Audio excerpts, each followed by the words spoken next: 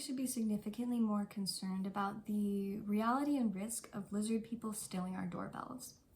For those of you that don't know about some of the origins to my channel and me being on the internet, I used to be a huge advocate for doorbell rights. I actually have an additional page on Instagram called Save the Doorbells that is all centered around saving the doorbells. From basically us, mankind, we have not been super great to doorbells. Most people don't know this, but doorbells actually used to live like as just like a species that lived in the wild. Like you could go out into the forest and wander around and you might stumble upon a wild doorbell. Obviously that doesn't happen anymore. It hasn't happened in a long time because we've not only completely domesticated them, but we've also eradicated the wild population of doorbells. But anyways, that is kind of like a deeper issue that we can go into later. Right now, my main focus is on the worry of lizard people stealing our doorbells. So obviously, doorbells used to be part of the wild. They were part of a food chain. They had predators. They were predators, believe it or not. Some doorbells seem pretty wimpy nowadays, but they were predators. Some of them were. There are different types of doorbells, obviously. Some of them were bigger predators higher up on the food chain. Other ones, not so much. But that brings me to my point, which is lizard people were part of the same food chain as certain types of doorbells. They consume doorbells.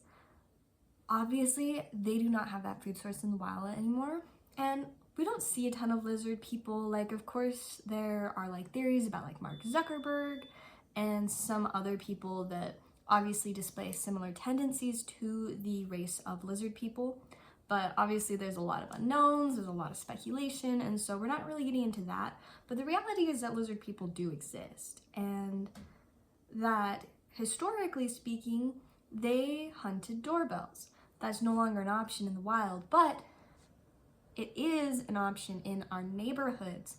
So you do genuinely have to worry about lizard people sneaking up to your front door and stealing your doorbell. Obviously, if you have given in and allowed the robotic doorbells to, take over your home, which personal choice, no judgment here, to each their own, but obviously the lizard people aren't going to want to eat your doorbell as much, but that does not change the fact that there is a risk that if you have a Ring doorbell, your last video that it's ever going to be is going to essentially just be a lizard person ripping it off the front of your house and eating it. They might eat it there, they might take it home and cook it up. Some of the lizard people are more civilized than others. I still have a lot of research to do on them.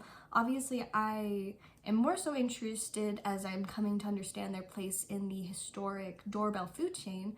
But since I don't have all of the information about that, I don't want to go into too many of the details about what percentage of lizard people cook their doorbells, which ones just eat them raw, which ones will just eat them off the front of their house, or some of them might just like sneak away to a little quiet spot to enjoy their doorbell in peace.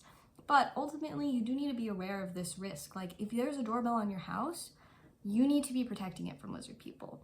Whether that be additional cameras, whether you hire your hobo neighbor Kevin to guard your porch from the lizard people, but you need to be doing something to prevent the lizard people from stealing and eating your doorbells. They deserve better. If we're going to domesticate them, we should take care of them. So take care of your doorbell, protect it from the lizard people, and I'll keep sharing updates, especially as I learn more about lizard people, some of their tactics. They may even be adaptable. So wish me luck as I try to protect the doorbells in my life, and I wish you luck in protecting yours. Until next time.